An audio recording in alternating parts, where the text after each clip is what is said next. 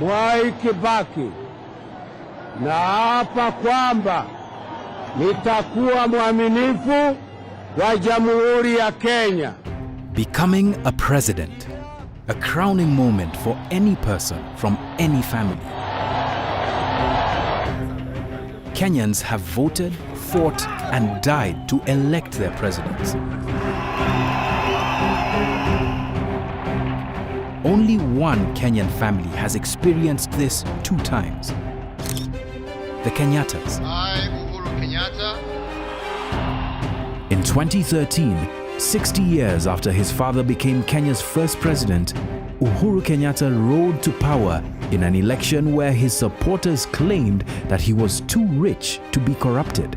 Why I'd vote for you as a leader, if it was even something like for a president, is that you already have a wealthy background, so you see no need to steal.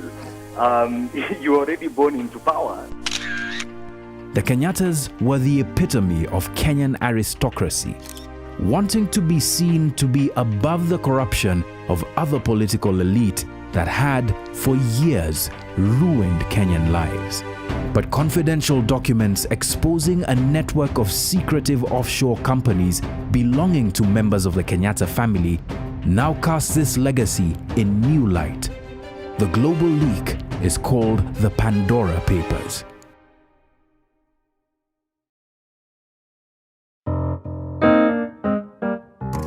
It's a vast archive of never-before-seen documents from 14 service providers who sell secrecy to rich clients from around the world. This leak is really Panama Papers on steroids. This is the Pandora Papers, because we think we're opening a box on a lot of things. We're looking at about 12 million documents from 14 different service providers. These are law firms, firms that set up secret offshore accounts for people in multiple jurisdictions. In the case of the Kenyattas, the Pandora Papers detail ownership of an expensive home in an exclusive UK neighborhood and an investment portfolio belonging to one of them over $30 million. The investigation has not found any evidence to suggest corruption relating to the first family. What it has found is a trove of documents showing that members of the family have used offshore locations for at least 10 years. The Kenyattas are a very wealthy family with wealth that stretches into the hundreds of millions of dollars and spans numerous sectors of Kenya's economy. They founded what is now the largest dairy company in Kenya and co-own one of Kenya's largest private banks. For a family with such deep roots in Kenya's economy, their foray into the world of offshore networks begs the question: why the investment in global secrecy networks? The family's surname comes from Jomo Kenyatta, Kenya's first president. Seen as one of the founding fathers of the Republic, Kenyatta was imprisoned by the British colonial regime, released after 8 years in 1961. He would be sworn in as Prime Minister 2 years later, then became president in a constitutional change in 1964. At the same time, Jomo Kenyatta's wealth began to grow, mostly through acquisition of large tracts of land previously owned by European settlers. In 1962, there was the Lancaster House Conference. At that conference, one of the most intractable of issues was the question of what do we do to the white settlement in Kenya, and what do we do to the land question in Kenya, where even the British government from 1932 had set up the Cataladi Commission. And the agreement was that land would be obtained by the Kenya government by buying it from the white settlers. But unfortunately, they didn't bring in equity in terms of our dispossessed thousands and thousands of families who today still languish in a lot of poverty, because without employment in this country and without land, you are an enslaved person. Standing beside Jomo Kenyatta was his fourth wife, Ngina Kenyatta, better known as Mama Ngina Kenyatta. Married off to the 61-year-old Kenyatta at the age of 18, Mama Ngina would, as First Lady, become entangled in some controversial deals. Then, in 1978, Jomo Kenyatta died and power passed from him to his vice president, Daniel Arap Moi. The 24 years of Moi's rule entrenched a kleptocracy founded under Jomo Kenyatta. These were quiet years for the Kenyattas, who carried on consolidating their wealth.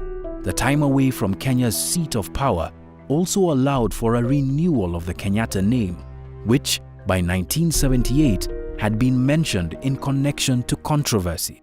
But 24 years later, in 2002, a young Uhuru Kenyatta, Mama Ngina's oldest son, would be thrust into Kenyan politics, running to succeed President Moi. A few years after, overtures to secrecy jurisdictions by family members were made. And over time, they became sophisticated players in the offshore world. I, Uhuru Kenyatta. What the Pandora Papers leaks reveal is a complex web of companies, foundations, and trusts owned by members of the Kenyatta family in secrecy jurisdictions, holding millions of dollars worth of assets belonging to members of Kenya's first family. Trusts, shell companies, and foundations have legitimate and legal uses, but as has been observed, especially in the wake of the world's largest global documents leak, these entities are often used to hide wealth by the corrupt and criminal elite across the world. It is really manipulating the legal framework. And that's why they are lawyers, obviously, to manipulate it, that you are actually moving within the gray area. The first instance where members of President Kenyatta's immediate family are mentioned goes back to 1999.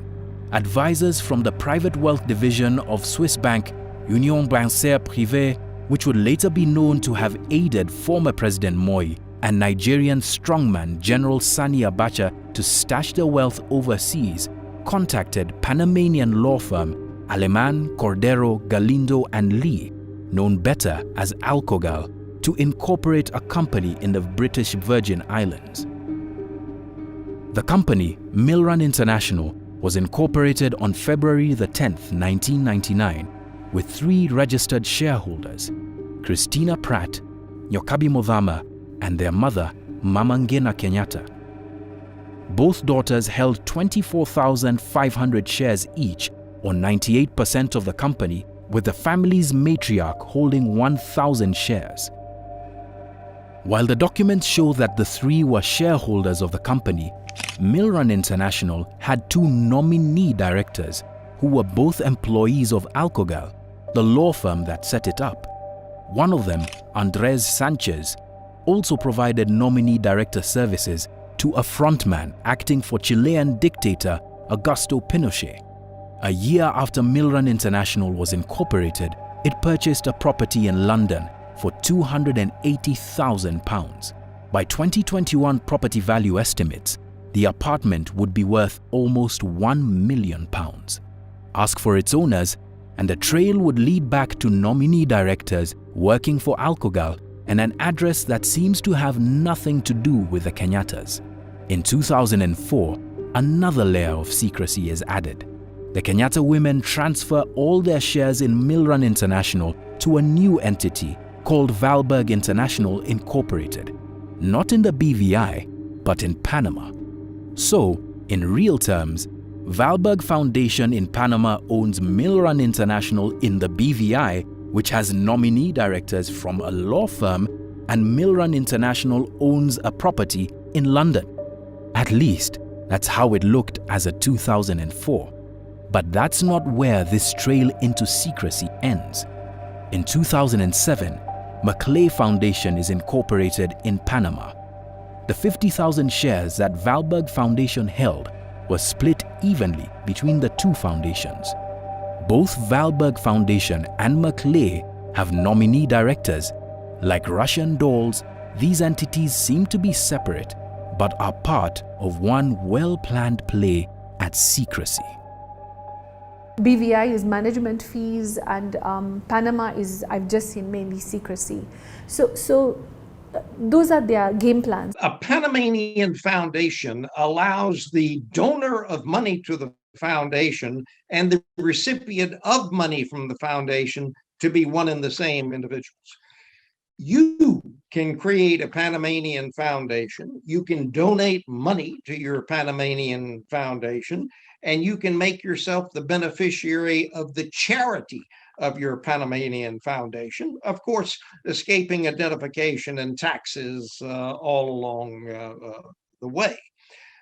This clearly differs from a normal company, which is required to register, produce accounts, and so forth.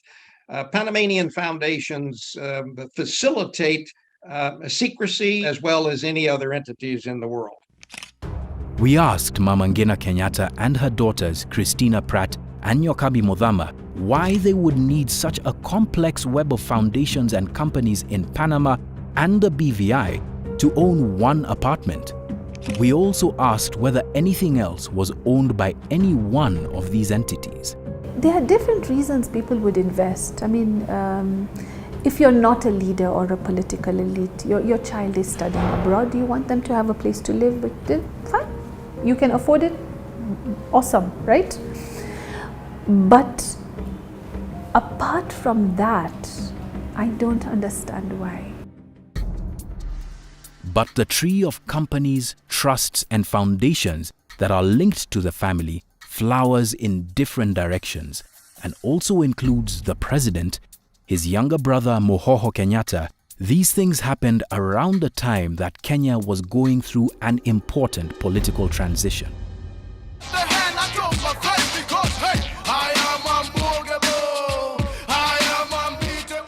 In 2002, Kenyans went to the polls for a pivotal election. The 24-year rule of President Daniel Arap Moi was coming to an end. Since 1978, when he succeeded Uhuru Kenyatta's father Jomo Kenyatta, Moi presided over one of Kenya's darkest chapters.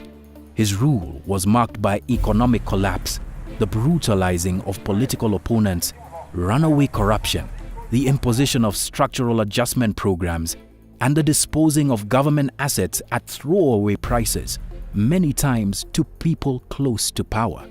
Moi, known for his mastery of Kenyan politics, was expected to choose his successor from his coterie of loyal politicians. Instead, he went for someone from outside his circle of cronies. Kwa sababu dunia hii imeenda ukabila, vyama vyote vya kikabila, na nikaona kwamba yule ambaye anaweza kuendesha kupeleka wananchi kama vile mimi ningependelea wananchi kuongozwa ni Uhuru Kenyatta.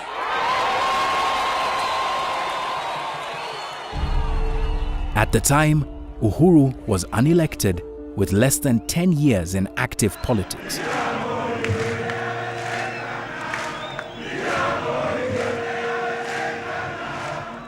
Opposition candidates who had been beaten twice before by Moi chose to unite, and before long, a political contest unlike any Kenya had ever seen before was in the offing. Moi's candidate Uhuru lost, and a new day dawned for Kenya. Ewe Mwenyezi Mungu, nisaidie. As soon as Parliament reconvenes, bring the law, we should establish the Anti-Corruption Act. To his credit, Uhuru Kenyatta, now the leader of Kenya's opposition, publicly dared then-President Mwai Kibaki to go after Moi-era kleptocrats, who, according to a leaked report by corporate investigations firm Kroll Associates, asserted that Moi and many of his allies had stashed wealth abroad in offshore locations. We are ready to stand the test of time. Corruption is not about political parties. Corruption is about individuals. Corruption is about a few individuals who choose to use state resources to benefit themselves. If indeed the government feels that they are individuals who should be prosecuted, it is their responsibility to prosecute those individuals, not to continue to harp and live in the past. It is my responsibility as the leader of the official opposition in this country to ensure that the government takes action on today's corruption. But privately, the Pandora Papers now reveal that at the same time, his family was looking into the world of offshore secrecy as well. Again, with the help from the private wealth arm of Swiss bank UBP, now called Apex Consulting, and Panamanian law firm Alcogal, an entity called Varies Foundation was set up in the historically renowned secrecy haven of Panama. Documents show that Mama Ngina Kenyatta is listed as the first beneficiary of the foundation, with President Uhuru Kenyatta listed as the second beneficiary. This means that all assets in the foundation will be managed so as to financially benefit Uhuru Kenyatta upon Mama Ngina's death. Just 2 weeks after Varies was established, Crisel Foundation was set up, using the same nominees as Varies and Millrun International before it. Crisel's first beneficiary was listed as Mohoho Kenyatta, with his son Jomo Kamau Mohoho Kenyatta listed as the second beneficiary. His son was an infant at the time. The Kenyatta's use of secrecy jurisdictions during the period of political transition has also been observed in other regions facing political instability, with people turning to secrecy jurisdictions to secure their wealth as their home nations battle difficulties. We asked President Kenyatta and Mama Ngina Kenyatta why Varies Foundation was set up and whether President Kenyatta included this as part of his wealth declaration to the Ministry of Finance.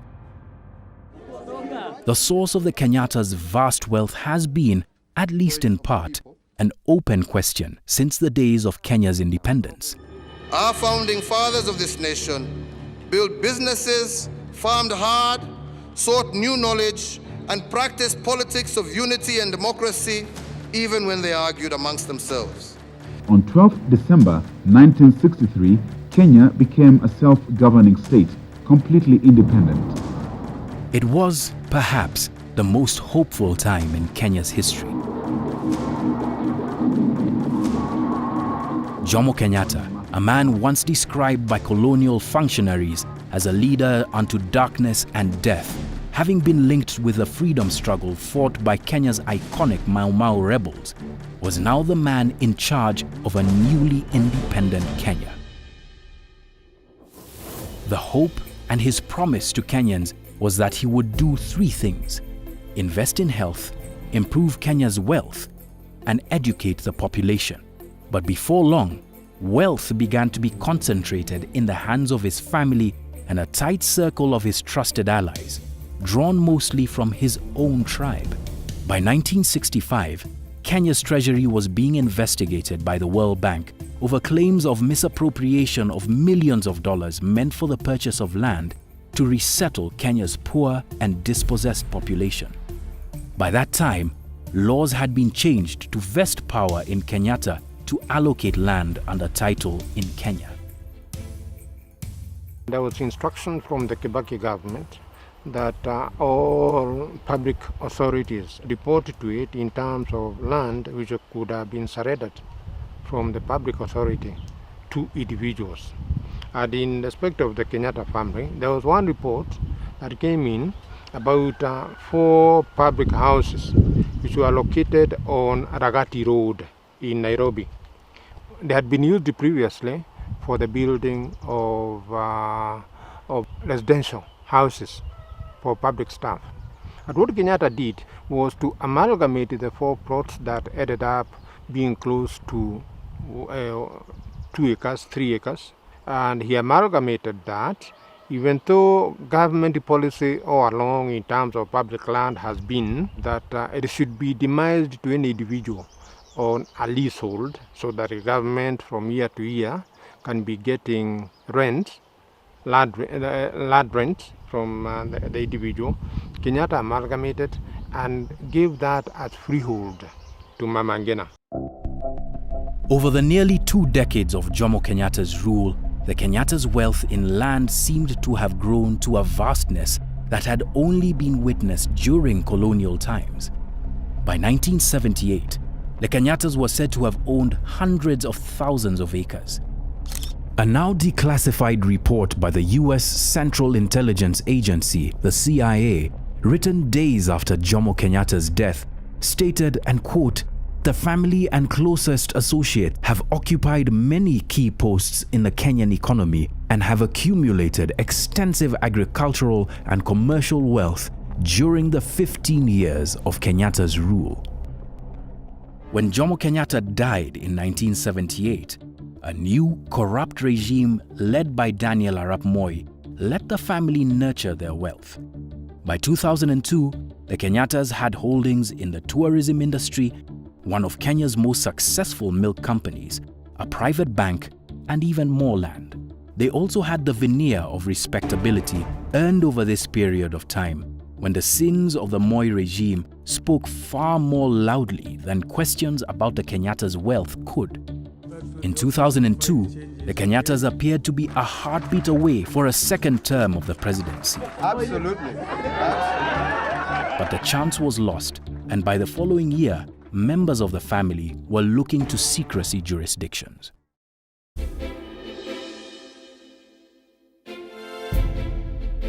The advisors that members of the Kenyatta family chose are interesting in and of themselves. They used the wealth planning arm of Swiss bank Union Bancaire Privée, who then helped set up some of their companies in the BVI and their foundations in Panama. UBP was an interesting choice, also having been used by former President Daniel Arap Moi as well as Nigerian dictator General Sani Abacha. But why rely on secrecy jurisdictions? The purpose, broadly speaking, is the accumulation of wealth in a hidden manner. Tax havens, in their essence, sell two things, really. They exist to sell two things. One, they sell secrecy, and then secondly, they sell low or zero taxation. That's how they survive, that's how they become rich, that's really what a tax haven is. So when we talk of tax havens, really they are the tip of the iceberg.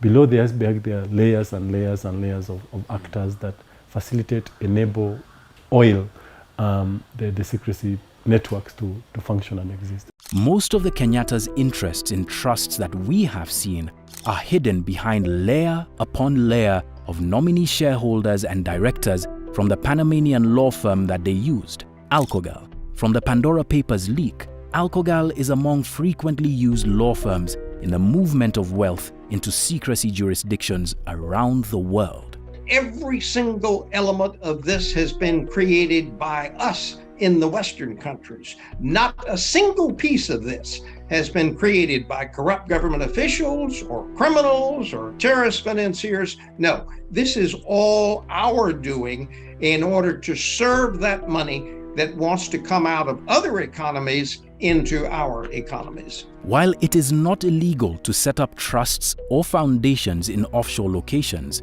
President Uhuru Kenyatta, a beneficiary of the Varies Foundation, set up by Alcogal in 2003, may need to explain the reasoning behind setting up a foundation like Varies with him as a second beneficiary, as opposed to one in Kenya. Kenyan laws prohibit state officials from running foreign bank accounts or maintaining assets outside of Kenya unless expressly declared. President Kenyatta's wealth and liabilities declarations have never been made public, so it is unclear what is in there. Questions to Alcogal and Trident Trust were posed about whether they interrogate who their clients are and the source of their funds. Both Alcogal and Trident responded. A spokesperson for Trident commented saying the following: Trident Trust Group is a global provider of professional, corporate, fund, and trust administration services. Each of Trident's trust and corporate services businesses is regulated in the jurisdiction in which it operates and is fully committed to compliance with all applicable regulations. Trident routinely cooperates with any competent authority which requests information. Trident does not discuss its clients with the media. Alcogal also gave a response, saying that, and quote, "As a general rule, being classified as a politically exposed person, PEP, does not automatically disqualify a person from consideration to be a client of any service provider in any industry, and Alcogal is not an exception. However, we follow a strict evaluation process for all cases. The first requirement is that the individual must be referred to Alcogal by a reputable professional entity. According to the analysis of the documents we have seen, the Kenyatta's activities in secrecy jurisdictions would be done in waves. In the first flurry between 1999 and 2004, then in the second between 2008 and 2014. By the year 2008, President Kenyatta was no longer a politician outside the circle of power. And we as KANU are in and for supporting the position that will see His Excellency the President re-elected for a second term. In 2007's highly disputed Kenyan election, Kenyatta supported incumbent President Mwai Kibaki's bid. The wake of that election saw Kenya brought to its knees in what is now euphemistically called the post-election violence. The country's economy ground to a virtual halt, growing at 0.2% compared to 6.9% the year before. 3 years later, in 2011, according to documents from the Pandora Papers leak, President Kenyatta's younger brother, Mohoho, was quite active in the offshore world of financial secrecy. Mohoho Kenyatta is publicly reputed as the latter-day gatekeeper of the Kenyatta family's wealth. From the documents we have seen, in 2011, Mohoho builds his own branch of investments. Documents show that a Dubai-based accounting firm uses Trident Trust, another fund administrator, as its registered agent to set up Galanes Finance Limited. Mohoho Kenyatta holds 1,000 shares in Galanes Finance. The following year, this time through nominee companies of a global bank used as shareholders, Trident Trust registers 2 more companies for Mohoho.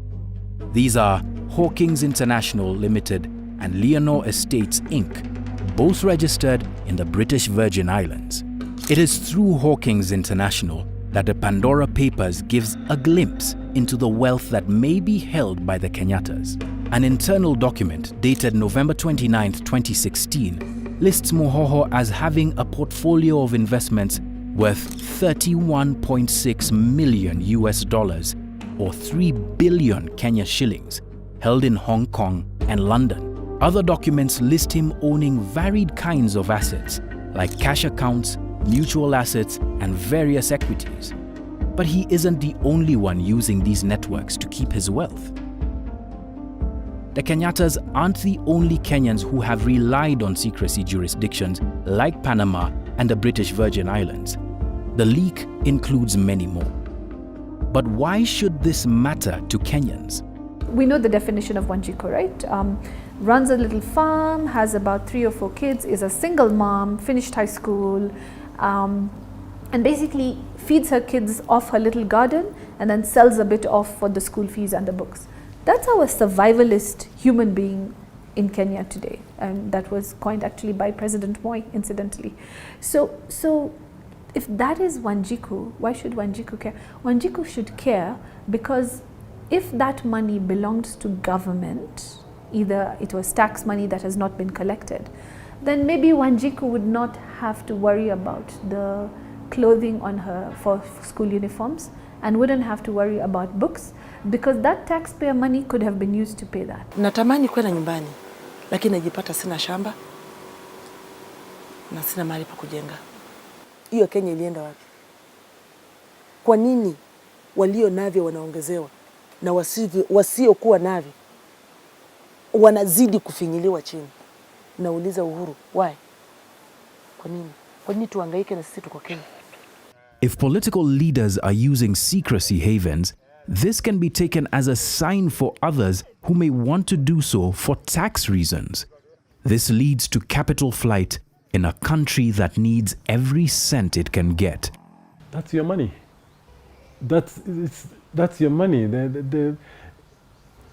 There's no better way to put it. It is your money. Why? Because if a particular elite who earned income or from his business, who earned profits from whatever his business is doing, and is not gonna pay his requisite tax, where is the government gonna go? It's gonna come to your pocket. Kenyans are facing perhaps their biggest test yet, with debt caused in large part by theft and misappropriation of borrowed funds, threaten the country's near-term future. President Kenyatta has gone on record seeking transparency in Kenya's economic affairs, yet his family has benefited from the cloak of secrecy offered by offshore jurisdictions. In mid-August 2021, a public debate broke out about the sources of wealth of Kenya's Deputy President, William Ruto. Soon, the Kenyattas themselves had their names drawn into the mudslinging. On all sides, questions were asked about the source of each party's wealth. Walisahau pia kuweka shares. Niko na shares 400,000 ya Safaricom. Walisahau kusema ile biashara yangu ya kuku niliona wanaandika acreage. Sasa pale wangeandika iko kuku 200,000. Na wangesema huyu mtu anauza mayai 150,000 every day, shilingi 1.5 million. Most of the vitriol directed at the person and family of the founding father of our nation, Mzee Jomo Kenyatta, who is not here to defend himself. As a party, we are sending the Deputy President William Ruto a public message that we will not countenance his venturing into crossing this line of referring to the family of the president, the late President Mzee Jomo Kenyatta. In 2022, Kenya will elect a new leader. This time around, election narratives are being framed around debt and wealth inequality. While the Kenyattas don't have anyone with their surname on the ticket, the country that their kin have led twice over seems poised to have a public debate about who truly owns Kenya. The Pandora Papers, a leak from the heart of secrecy thousands of miles away, may yet make for a most important conversation starter. Yeah, you should be. You should be seriously worried if your political elite, and it's in any country in the world, is investing outside their country. Because it shows you don't have faith in your country. That's really what it says. And if you're the leader or you're the ruling elite, that basically means you don't even trust your own leadership, because you don't even want to put your own money under your own control in your own country. That is the message we see from fiscal legitimacy.